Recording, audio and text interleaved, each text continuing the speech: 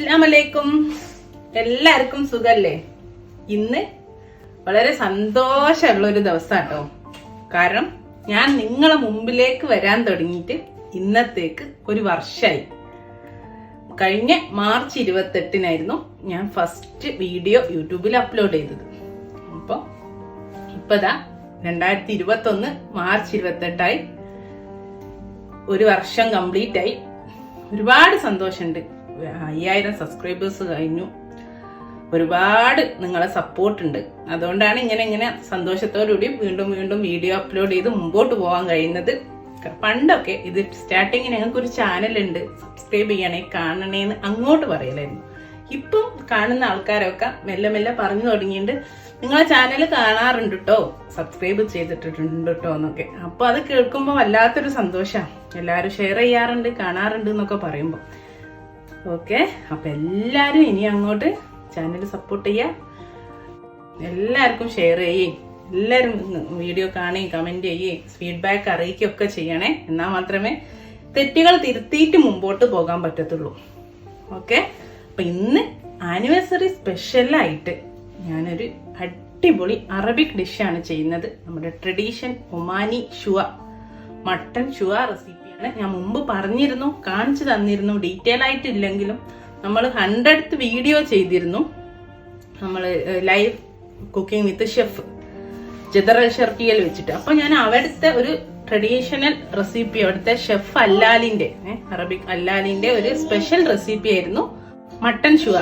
അതേ രീതി ഫോളോ ചെയ്തിട്ടാണ് ഞാൻ ഇന്ന് ഉണ്ടാക്കിയത്. ഒന്നും പറയാനില്ല, അത്രയും ടേസ്റ്റ് ആണ്. അതുപോലെ വെന്തതാ കണ്ടോ, എല്ലിന്നൊക്കെ വിട്ട് കിടക്കുകയാണ് കംപ്ലീറ്റ്. ഒരു ഷോൾഡർ പീസായിരുന്നു, അതങ്ങ് കംപ്ലീറ്റ് വിട്ട് എടുക്കുന്നുണ്ട്. അപ്പൊ നമുക്ക് ഇത് എങ്ങനെയാ ചെയ്യാൻ നോക്കാം. അപ്പൊ നമ്മുടെ ആനിവേഴ്സറി സ്പെഷ്യൽ മട്ടൺ ഷുവ ഉണ്ടാക്കാൻ വേണ്ടിയിട്ട് ഞാൻ 1 കിലോ മട്ടൺ, അതായത് ഒരു പീസായിട്ടാട്ടോ എടുത്തത്. മട്ടന്റെ ഷോൾഡർ പീസാണ്, ഇളയ മട്ടൺ ആട്ടോ എടുത്തത്. ഇത് നന്നായിട്ട് ഞാൻ വരങ്ങി കൊടുത്തിട്ടുണ്ട്. വരങ്ങിയല്ല, സ്ലിറ്റ് തന്നെ ഇട്ടെടുത്തിട്ടുണ്ട്. ഇതാ കണ്ടോ, നന്നായിട്ട് കീറി കൊടുത്തിട്ടുണ്ട്. എല്ലാ ഭാഗത്തും പറ്റുന്നിടത്തോളം ഇട്ടെടുത്തിട്ടുണ്ട്, 2 സൈഡിലും കേട്ടോ. ഇനി നമുക്ക് നമ്മുടെ ഷുവ മസാല ഉണ്ടാക്കാം, നമ്മളെ മട്ടനിലേക്ക് തേച്ച് കൊടുക്കാൻ കേട്ടോ. അപ്പൊ അതിന് ഞാൻ ഇവിടെ ഒരു പുളി, നമ്മളെ വാളംപുളി ഇല്ലേ, അതാണ് ഇതിന്റെ ഏറ്റവും വലിയ പ്രത്യേകത. വാളംപുളി ഒരു 50 ഗ്രാം ഞാൻ കുറച്ച് വെള്ളത്തിൽ കുതിർത്തിട്ട് കുരു കളഞ്ഞു വെച്ചിട്ടുണ്ട്. അതേപോലെ ഡേറ്റ്സ്, നമ്മളെ ഈത്തപ്പഴല്ലേ, അതിന്റെ പേസ്റ്റും ഒരു 2 ടേബിൾ സ്പൂൺ വേണം. അപ്പൊ ഞാനൊരു 4 ഡേറ്റ്സ് എടുത്ത് വെച്ചിട്ടുണ്ട്, കുറച്ച് അലിഞ്ഞ പോലുള്ള ഡേറ്റ്സ്, അപ്പൊ പെട്ടെന്ന് പേസ്റ്റ് ആക്കി എടുക്കാമല്ലോ. പിന്നെ ഒരു 6 വെളുത്തുള്ളി, ഒരു ചെറിയ കഷ്ണം ഇഞ്ചും, ഡേറ്റ്സ്, ഇഞ്ചി, വെളുത്തുള്ളി, അതേപോലെ ഈ പുളി, ഇത് 4ഉം കൂടെ നമുക്ക് നന്നായിട്ട് ഒന്ന് പേസ്റ്റ് ആക്കി ആദ്യം എടുക്കേ. അപ്പൊ ഞാന് നമ്മളെ വെളുത്തുള്ളി, ഇഞ്ചി, പുളി, ഡേറ്റ്സ് ഇത്രയും അരച്ച് പേസ്റ്റ് ആക്കി എടുത്ത് കണ്ടോ. എന്നിട്ട് ഒരു ബൗളിലേക്ക് മാറ്റിയതാണ്. ഇനി ഇതിലേക്ക് നമ്മൾ കുറച്ച് മസാലപ്പൊടികളൊക്കെ ചേർത്തി കൊടുക്കാം. ഒരു 1.5 ടേബിൾ സ്പൂണ് കുരുമുളക് പൊടിച്ചതാണ്. അതേപോലെ 1.5 ടേബിൾ സ്പൂൺ നമ്മളെ ക്യുമിൻ പൗഡർ, അതായത് ചെറിയ ജീരകം പൊടിച്ചത്. അതേപോലെ മല്ലി വറുത്ത് പൊടിച്ചതാണ്, മല്ലിപ്പൊടിയല്ല, നമ്മളെ സാദാ മല്ലി ഒന്ന് വറുത്ത് പൊടിച്ചത് 1.5 ടേബിൾ സ്പൂൺ ഉണ്ട്. ഇനി 1 ടീസ്പൂണ് അറബിക് മസാല. ഇതിപ്പോ നിങ്ങളെ കയ്യിലില്ല എങ്കിൽ നിങ്ങൾ ഒരു 4-5 ഏലക്ക, പട്ട, ഗ്രാമ്പു, ഒരു കഷ്ണം ഉണ്ടെങ്കിൽ മാത്രം ഡ്രൈ ലെമൺ ഇല്ലേ നമ്മളെ കപ്സലൊക്കെ ഉപയോഗിക്കുന്നത്, അതുണ്ടെങ്കിൽ അതൊന്ന് പൊട്ടിച്ചിട്ട് അതും കൂടി ഒന്ന് വറുത്ത് പൊടിച്ചെടുത്താൽ മതി കേട്ടോ. ഇതില്ലെങ്കിൽ പിന്നെയുള്ള കൂട്ടൊക്കെ നമ്മളെ മല്ലിയും ക്യുമിനൊക്കെ നമ്മൾ വേറെ ചേർക്കുന്നുണ്ടല്ലോ. ഇതുണ്ടെങ്കിൽ ഇപ്പം ഞാൻ 1 ടീസ്പൂൺ ഇതെടുത്താലും മതിയേ, അറബിക് മസാല.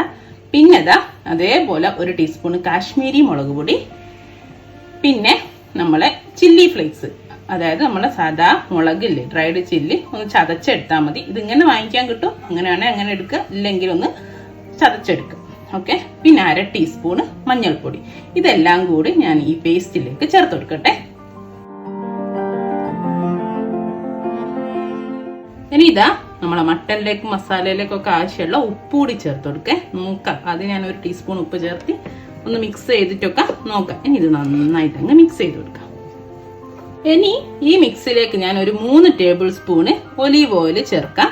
എന്നിട്ട് നന്നായിട്ട് മിക്സ് ചെയ്തിട്ട് നമുക്ക് ഉപ്പ് നോക്കാം, വേണമെങ്കിൽ കുറച്ചുകൂടി ഉപ്പ് ചേർത്ത് കൊടുക്കാം. ചിലപ്പോൾ ഒരു 1.5 ടീസ്പൂണൊക്കെ വേണ്ടി വരും. നോക്കട്ടെ, ഞാൻ 1 ടീസ്പൂണാണ് പെട്ടത്. ഇതാ ഞാൻ ഒലീവ് ഓയിൽ നന്നായിട്ട് മിക്സ് ചെയ്ത് നമ്മുടെ ഷുവ മസാല ഇവിടെ റെഡിയാണ്. ഈ ഒരു രൂപത്തിൽ കിട്ടും. ഞാൻ 1/2 ടീസ്പൂൺ കൂടി നമ്മൾ പുളി ചേർത്തോണ്ടേ ഉപ്പ് കുറച്ചുകൂടി ചേർത്തെടുത്തൊക്കെ നിങ്ങൾക്ക് ആവശ്യത്തിനനുസരിച്ച് ഉപ്പ് ചേർക്കാം.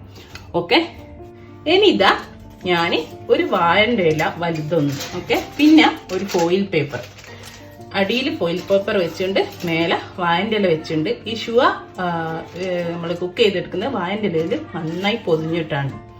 ഓക്കെ, ഇനി ഇതിൻ്റെ മേലേക്ക് നമ്മളെ മട്ടൺ വെച്ച് കൊടുക്കാം.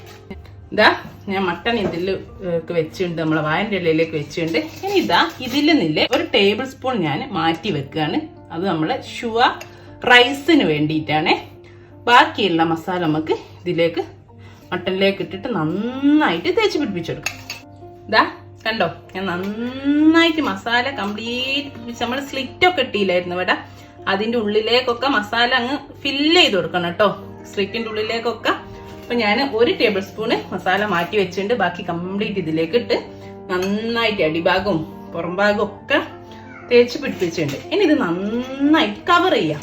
ആദ്യം നമുക്ക് വാഴൻ്റെ അങ്ങ് കവർ ചെയ്യാം, എന്നിട്ട് ഫോയിൽ പേപ്പറും കൂട്ടി കവർ ചെയ്യാം. ഇതാ ഞാൻ വാഴൻ്റെ ഇലയോടെ കവർ ചെയ്തു ആദ്യം, കണ്ടോ. ഇനി ഞാൻ ഇതിൻ്റെ മേലേക്ക് തന്നെ നല്ല ടൈറ്റിൽ നമ്മളെ ഫോയിൽ പേപ്പർ കൂടി നന്നായിട്ട് കവർ ചെയ്ത് കൊടുക്കട്ടെ.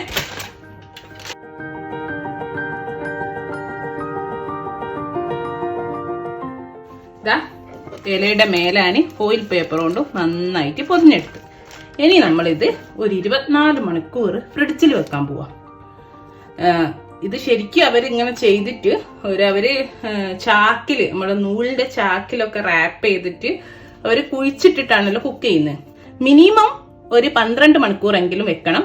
ഇല്ലേ 24 മണിക്കൂർ ടു 48 മണിക്കൂർ വരെ അവര് ഫ്രിഡ്ജിലോ വെക്കുന്നുണ്ട് മാരിനേറ്റ് ചെയ്തിട്ട്. അപ്പൊ ഞാനിത് ഒരു ദിവസം ഇങ്ങനെ വെക്കുക. ഇനിയിപ്പോ നാളെയാണ് ഇതിന്റെ ബാക്കി ചെയ്യുന്നത്. ഓക്കെ, അപ്പൊ അതാ ഒരു ദിവസം കഴിഞ്ഞു കേട്ടോ. ഞാൻ ഫ്രിഡ്ജിൽ നിന്ന് കുറച്ച് മുമ്പേ എടുത്ത് പുറത്ത് വെച്ചു. ഒരു 1/2 മണിക്കൂർ മുമ്പ് എടുത്ത് ഒന്ന് തണുപ്പൊന്ന് മാറാൻ വേണ്ടിയിട്ട് പുറത്ത് വെച്ചു. ഇനി ഞാൻ ഒരു പാത്രത്തില് കുറച്ച് വെള്ളം വെച്ചു. അതിലൊരു സ്റ്റീലിന്റെ തട്ട് ഇട്ടിട്ട് അതിന്റെ മേലെ വെച്ചതാണ്. ഇനിയിപ്പോ ഇത് നിങ്ങൾക്ക് ഓവനിലാണെങ്കിൽ ഗ്രില്ലിംഗ് മോഡില് 140-150 മിനിമം ടെമ്പറേച്ചറിൽ വെക്കാം. ഏറ്റവും മിനിമം ടെമ്പറേച്ചറിൽ നമ്മൾ ഇത് സ്ലോ കുക്കിംഗ് ആണ്. 5-6 മണിക്കൂറാണ് ഇതിന്റെ മിനിമം ടൈം കേട്ടോ. 5-6 മണിക്കൂർ കുക്ക് ചെയ്തെടുക്കുക. അവര് ശരിക്കും ചെയ്യുന്നത് മണ്ണിന്റെ അടിയിൽ വലിയ നൂലിന്റെ ചാക്കിലൊക്കെ കെട്ടിയിട്ട് ഉള്ളില് നമ്മളെ ചാർക്കോള് കത്തിച്ചാല് കണലാക്കിയിട്ട് ആ കണലിലേക്ക് അങ്ങ് ഇടുകയാണ് ചെയ്യുന്നത്. എന്നിട്ട് ക്ലോസ് ചെയ്യും. എന്നിട്ട് ഒരു ദിവസം 2 ദിവസമൊക്കെ എയർ പുറത്തു പോകാതെ മണ്ണിട്ട് കവർ ചെയ്തിട്ട് ആ ഒരു കുഴിയൊക്കെ മൂടും നന്നായിട്ട്. എന്നിട്ട് അത് കുഴി വീണ്ടും തുറന്നിട്ട് എടുക്കുക ചെയ്യുന്നത്. അതും ഒരു ദിവസം അല്ലെ 1.5 ദിവസം 2 ദിവസത്തിന് ശേഷം. ഒരു പെരുന്നാളിനാണ് ഒമാനിയൽ ഇത് ശരിക്കും ചെയ്യുന്നത് കേട്ടോ. അപ്പൊ നമ്മൾ ആ ഒരു സിസ്റ്റം നമ്മൾ സ്റ്റൗ ടോപ്പ് ചെയ്യാണ്. നമ്മളിങ്ങനെ അടിയിൽ കുറച്ച് നമ്മൾ ആവി കയറ്റി ഈ ആവിയിലാണ് വേവുന്നത്. നന്നായിട്ട് ഞാൻ കവർ ചെയ്യട്ടെ.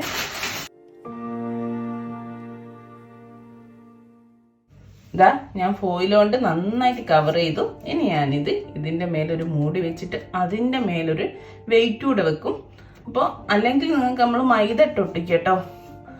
എന്തായാലും ആവി പുറത്തു പോവാൻ പാടില്ല. ഓക്കെ,